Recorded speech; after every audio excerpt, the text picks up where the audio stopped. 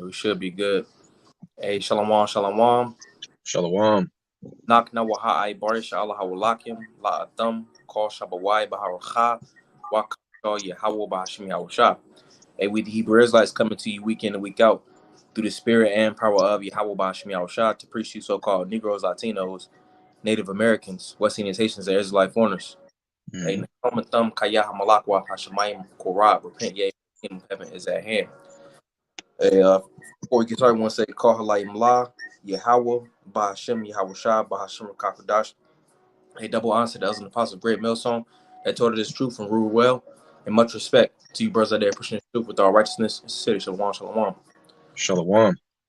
So we're going to go ahead and get into the country or the land of Haiti, because it was Jake's down there. It was a tribe of LawYa. All right. It was originally named Ayiti. All right, but in Hebrew it will be IyAhyathYa, all right, which means land of high mountains. All right, just a little bit of brief history. Taínos dwelled on various islands down there, to include the Bahamas, the Lesser and Greater Antilles. All right, and the Taínos consisted of HaYawam, which is Simeon, Pariyam, which is Ephraim, and Manashah, which is Manasseh. All right, and Taíno goes into good people. All right, it's a compound word in Hebrew. All right, which essentially means Tawab Aim. All right, Tawab is good, and Aim is people. I want to get a quick precept though. Or could you grab it for me? Judges 12 verse 6. Con, I got you.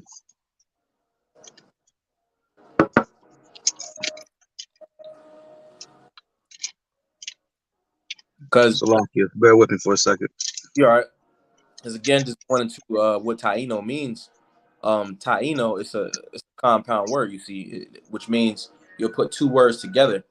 So the ta coming from tawab, which means good. All right, and it says I in, all right, which is supposed to be a ma right there, not a na. It says Taíno, meaning good people, but it's essentially broken Hebrew.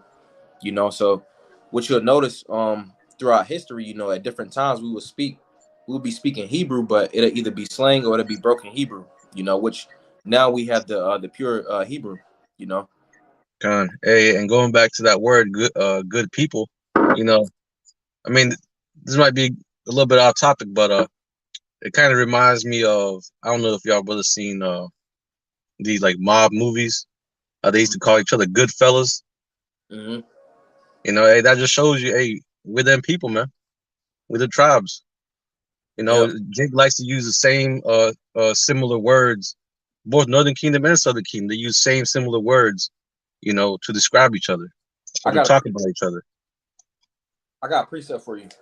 Con. This is Romans chapter 8 and verse 16. It says, the Spirit itself beareth witness with our spirit that we are the children of the Most High. Con. There you go. Hey, the Spirit bears witness that we're the children of the Most High, man. So just by our actions alone and how we conduct ourselves, hey, it shows you, hey, that spirit of Yasharallah was here. Yep. The Taínos were the what's it called, Northern Kingdom that traveled over here, so many years ago, right? But I got that Judges for you. Con. Judges 12 and 7, right? 12. You can start verse 1. Okay, con. Judges 12 and 1, it says, and the men of Ephraim gathered themselves together and went northward and said unto Jephthah, wherefore passest thou over to fight against the children of Ammon? Con. And this not. Just going into that. Pariyam, which is a tribe, one of the 12 tribes, and then it said the Gileadites, right? Or Yapatha. It said Yapatha, which that's another tribe of the nation of Yasharallah, Okay. Con. It says, wherefore pass thou over to fight against the children of Ammon, and this not call us to go with thee. Mm-hmm. We will burn thine house upon thee with fire. Want me to continue on? Con. All right, verse 2, it says, and Jephthah said unto them, I and my people were at great strife with the children of Ammon. And when I called you, ye delivered me not, out of their hands. Mm-hmm. Verse 3. And when I saw that ye delivered me not, I put my life in my hands and passed over against the children of Ammon, and Yahweh delivered them into my hand. Wherefore then are ye come up unto me this day to fight against me? Verse 4. And Jephthah gathered together all the men of Gilead and fought against Ephraim, and the men of Gilead smote Ephraim, because they said, Ye Gileadites are fugitives of Ephraim among the Ephraimites and among the Manassites. Verse 5. So Okay, go ahead, bro. Just going into that shows how the tribes were at variance with one another. You know, it shows how the curses basically, you know, being at brother, roughly paraphrasing. That's right. Northern Kingdom, right? You had wars among Gad, wars among Issachar, wars among, themselves. Continuing on. Can you hear me? Kai, you good? Okay. Verse 5, it says, And the Gileadites took the passage of Jordan before the Ephraimites, and it was so. And when those Ephraimites which were escaped said, Let me go over, that the men of Gilead said unto him, Art thou an Ephraimite? And he said, Nay. Then said they unto him, Say now Shibboleth, or Shibboleth. And he said, Shibboleth. Oh, okay. So like I messed up. Verse 6. Then said they unto him, Say now Shibboleth. And he said, Sibboleth, or Sibboleth, for he could not frame to pronounce it right. Mm-hmm. Then they took him and slew him at the passage of Jordan, and there fell at that time of the Ephraimites 42,000. And again, that shows how, you know, the tribes was at variance with one another, but it also shows the local dialect of the Ephraimites, HaYawam, you know, because when you go into the history of it, HaYawam, they will replace the Shah, which is Shabaloth, going into a ear of corn or a channel, because they was on Yaradan, which was the channel that they was on, but they would replace the Shah with the Sa, and they would say Sabaloth, which is a ear of corn. But basically, the other tribe knew that they would say it like that, you know. But it shows how we would say things differently, you see, and which essentially that's what we're getting into in this lesson, because that compound word of Taíno, you know, it's broken Hebrew, you know, when it's a correct head, you know. And how do you say Taíno in Hebrew? It's Tawab Ayn. Okay, Khan. Yep. It'll be Tawab Ayn. So they got the ta, that's good, and then you have the ayn, which they replaced the na with the ma, and it will be ayn, which means people. Khan. Yep. Want me to continue on in that? No, you good? Did you want to go ahead and go to? Actually, we'll go to James. Can you grab James 1:1 and chapter 1 and verse 5?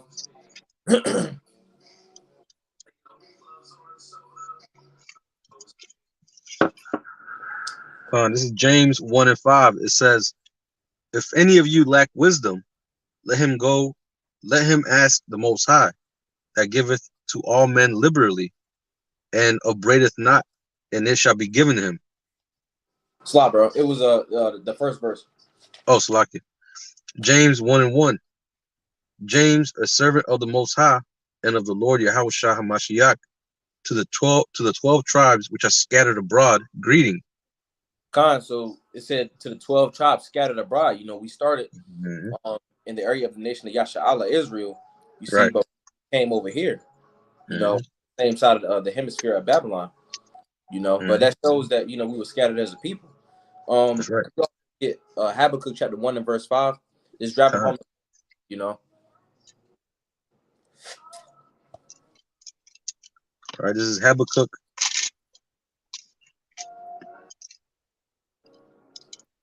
Salakia.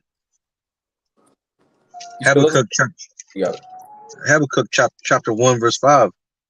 Behold ye among the heathen, and regard and wonder marvelously, for I will work a work in your days, which ye will not believe, though it be told you.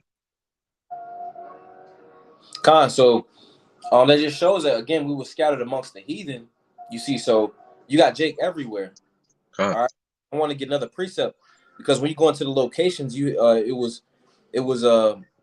predominantly three tribes that basically started initially, which was Shemaiwan, Simeon, Apariam, and Manashah. All right, so three tribes.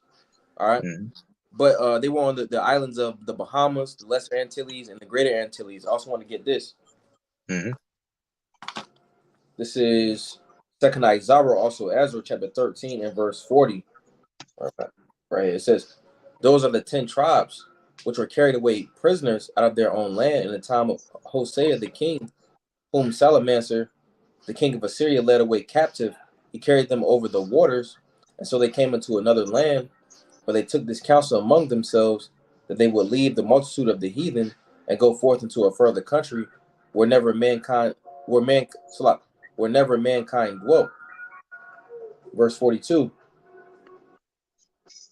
It says that they might keep that that there that they might there keep their statutes which they never kept in their own land. All right, and that land is Asarath, all right, which is in South America. You see, but the tribes basically dispersed further to Babylon. You know. Con. Anything else you want me to get? Now, what you need me to grab? You just going into the history, right? Con. Before we get to the history, I want to talk about pretty much the name. Con. The name Ayiti. Con. Pretty much like you said, it's what's it called? IyAhyathYa, and when you go, IyAhyathYa. yeah, when you break it a lot. Oh, so like you good, but it means heap or mountain with me, right? Mm-hmm. And when you go back to Genesis 29 and 34, if you can get that, Baba Kushan. Con. I got a point to add after when you finish. Okay, con. You said 29 and 34. Yeah.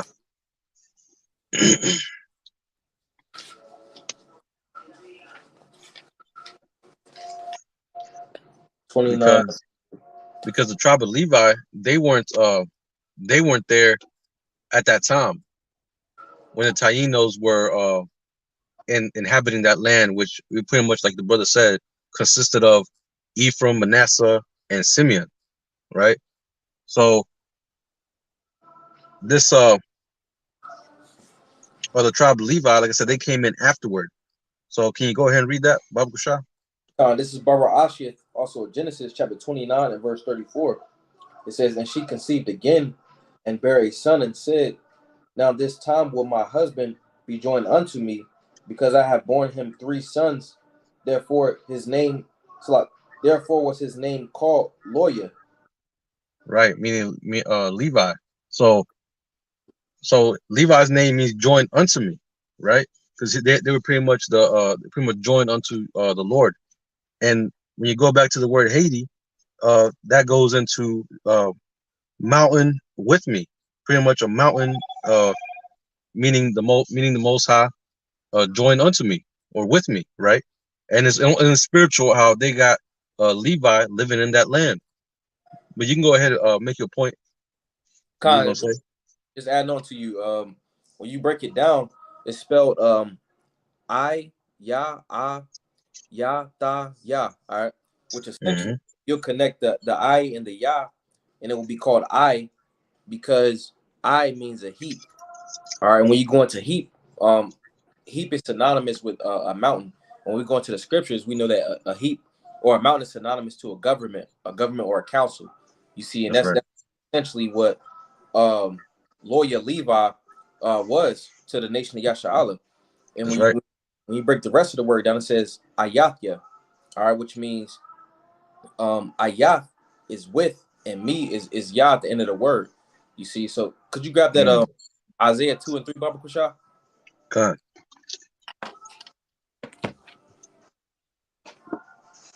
This is Isaiah chapter 2 and verse 3. It says, "And many people shall go and say, Come ye, and let us go up to the mountain of Yahweh, to the house of the power of Jacob, and he would teach us of his ways, and we will walk in his paths. For out of Zion shall go forth the law and the word of Yahweh from Jerusalem.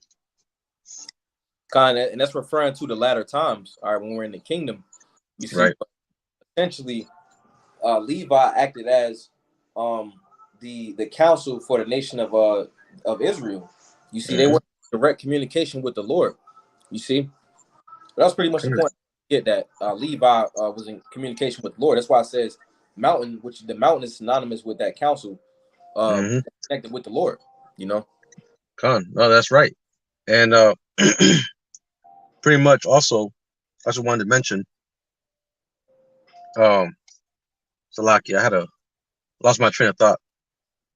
But pretty much the point I was gonna say was, um,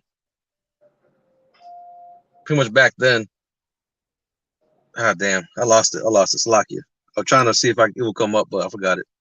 Kind of But caught you. I'm gonna go ahead and jump right into the history, of Haiti.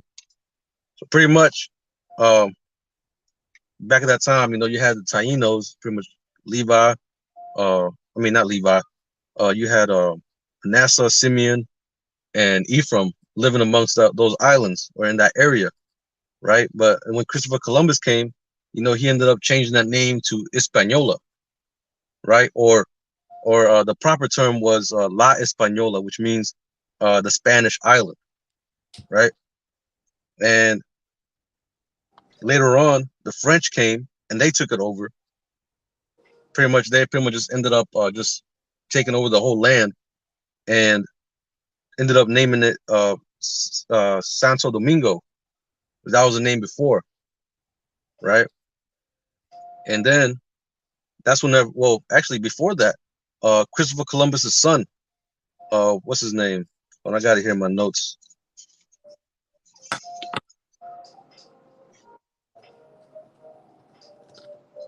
Kind of, that's essentially what they would do. Esau would see we were starving as a people. You see, so they'll come in and then capitalize off of what was already established. Right. Yeah, but pretty much Christopher Columbus's son is who started the slave trade there in Haiti. They started shipping southern kingdom, pretty much Levi, predominantly Levi. They started shipping Levi out there to those islands and putting them in hardcore bondage, man. Putting them to work, right? And when you go into history, it talks about how in Haiti, the slave trade over there in Haiti, that was the most brutal, the most harshest slave plantations that existed at the time.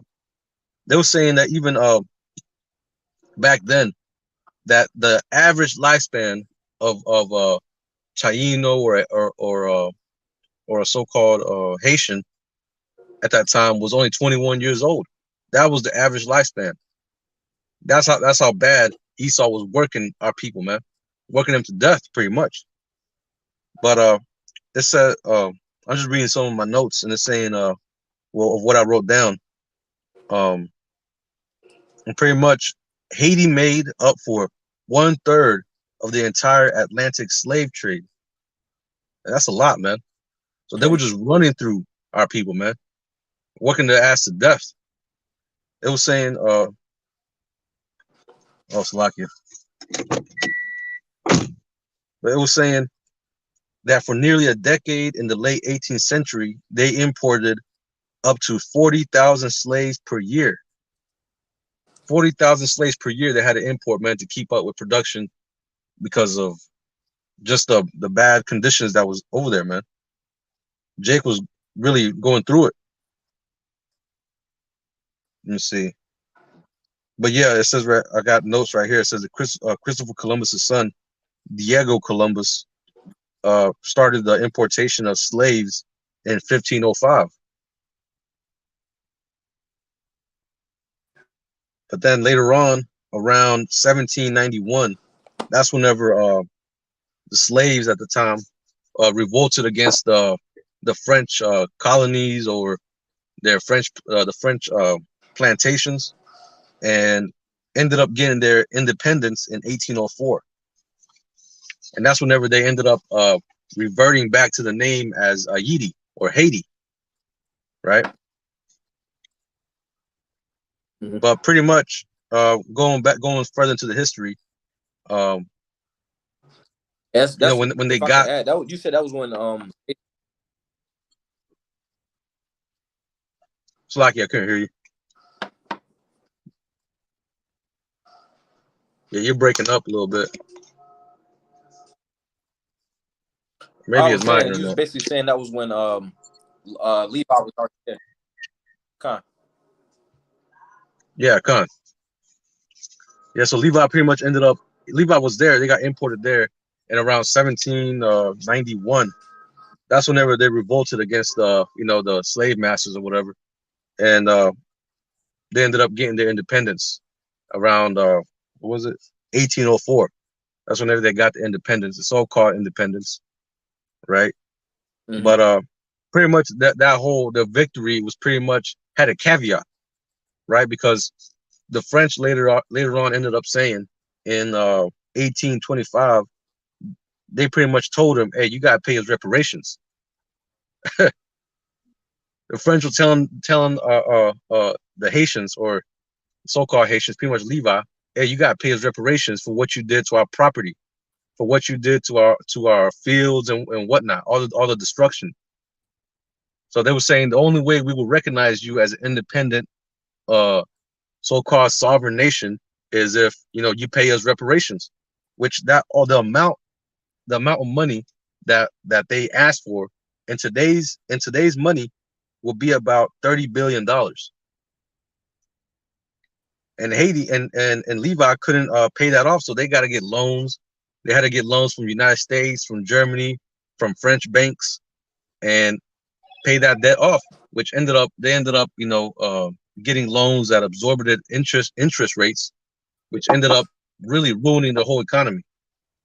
And that's why Haiti is in the condition that it is now, man. It's probably the poor. They say this is like the poorest country on the Western Hemisphere when it used to be one of the richest.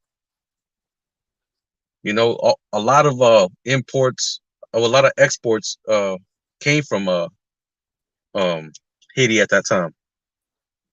That's why So they were bringing in so many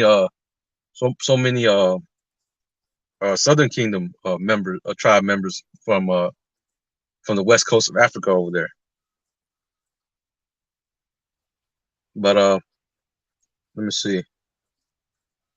But yeah, I got written down. It says Haiti was paying reparations to France from 1825 until damn. 1947.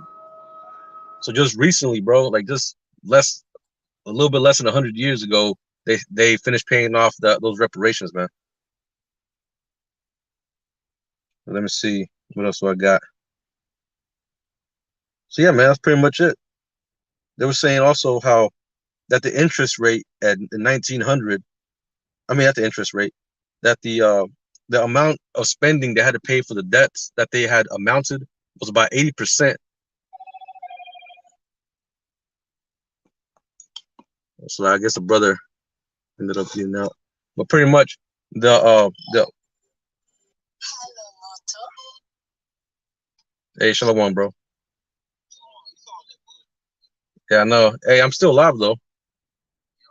Yeah, it shows live when I hear my phone.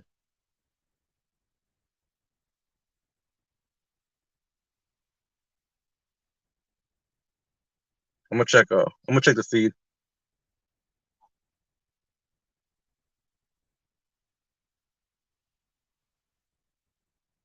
Hey, Salakia, bear with us for a second. Esau be tripping.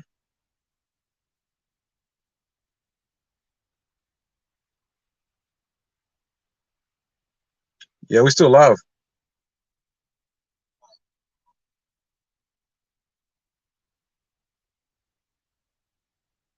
Come. Hey, well, I'm gonna continue on, and you can go ahead and jump right in.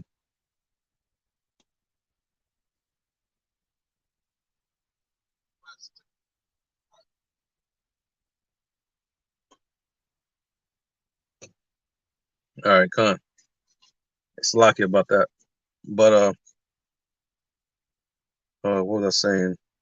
Oh yeah, so pretty much, Haiti was trying to pay off all that debt that they had collected, that they had amounted to themselves by trying to pay off the French reparations that they ended up spending about 80% of their national budget on just paying off those loans, which ended up, like I said, completely ruining their economy, man. But yeah, hey, and that's what I got written down right here. Pretty much Haiti moved from slavery to revolution to debt to poverty and corruption, man. So pretty much, hey, that's them curses, man. Them curses just taking a hold on Jake, man. Whatever scriptures say, whatever we put our hand to. As a matter of fact, bro, can you get that in Deuteronomy 28 and verse 29? Con. Because the curses just cleaved unto us, man. Like it was a time period. It wasn't a time period for us to prosper, man, and to get our independence and to be sovereign as a nation. Nah, man, it was a time for us to go through hell. You said Deuteronomy 28 and what? And 29. All right, con. This is Deuteronomy 28 and verse 29. It says, and thou shalt grope at noonday, as the blind gropeth in darkness, and thou shalt not prosper in thy ways, and thou shalt be only oppressed and spoil evermore, and no man shall save thee. Right, man. So we're gonna be everything we put our hand to, man, won't prosper. So by them trying to, escape, the condition that they were in, they pretty much dug themselves into another pit. We ended up digging ourselves into another pit where we were pretty much made debt slaves, man. Mm-hmm. Ended up the whole country ended up being, destroyed as it is now. Now you got kidnappings over there, you got killings, you got Jake on that voodoo shit. Jake's pretty much through over there, man. You got hurricanes hitting that place up, bringing the Most High, just bringing judgment upon that place. Con. Can you also? Oh, go ahead, bro. You got it. Get a precept for you because you mentioned they do voodoo down there. This is HaYawam. Also Genesis chapter 49 and verse. Let me see. What verse is it? Verse 7. No, it's a lot. Let me get my notes. You keep speaking, bro. Con, I'm gonna get a quick one, real quick. This is Deuteronomy 28 and 33. It says, "The fruit of thy land and all thy labors shall a nation which thou knowest not eat up. Which thou knowest not eat up, and thou shalt be only oppressed and crushed always, so that thou shalt be mad for the sight of thine eyes, which thou shalt see." So pretty much, man, all these curses ended up cleaving unto Jake, man. Around that time period, man, even till now, Jake is always oppressed, man. Always got to deal with bullshit, right? Esau just at our necks all the damn time, and that's how pretty much Levi was, man, over there in the land of Haiti.